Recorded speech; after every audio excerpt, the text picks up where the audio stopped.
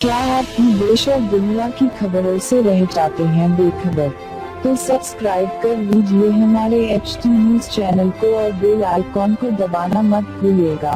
पहली बात तो ये तीनों प्रदेशों में जीत हुई है, यानी विपक्ष की या कांग्रेस की जो 3 जगह जीत हुई है, उसके साथ साथ ये भी नहीं भूलना चाहिए कि हमारी यानी भारतीय जनता पार्टी की 5 जगह बुरी तरह से शर्मनाक हार हुई है।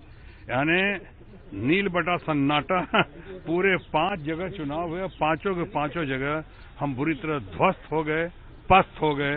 हमारे लोगों की वजह से, शायद हमारे अहंकार की वजह से, हमारे जुमलेबाजी की वजह से, हमारे नॉन परफॉर्मेंस की वजह से, हमारी उन हरकतों की वजह से, हमारी भाषा की वजह से, हम भारत के सर्वोपरि नेता हमारे किसी को जो भाषा शर्मनाक, दर्दनाक, निंदनीय भाषा का प्रयोग करते हुए किसी को विधवा कहते हैं या ये कहते हैं कि हम तुम दोनों को देख लेंगे और तुम दोनों को, ये प्रधानमंत्री की भाषा है कि हम देख लेंगे और दोनों को जेल के सलाखों के पीछे डाल देंगे, तुमको छोड़ेंगे नहीं।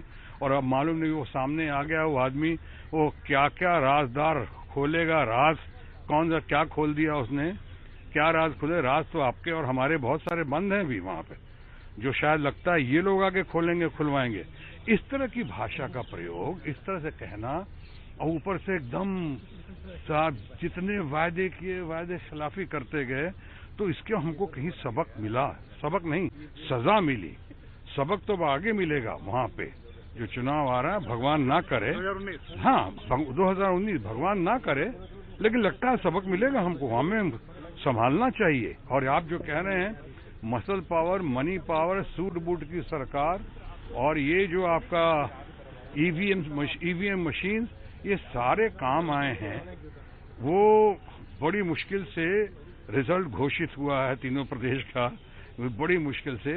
इसके पीछे के चाल या जाल लोग अच्छी तरह समझ गए हैं, और ये जब चलेगी नहीं। ठीक ही किसी ने कहा कि सो ये पब्लिक है, सब जानती है।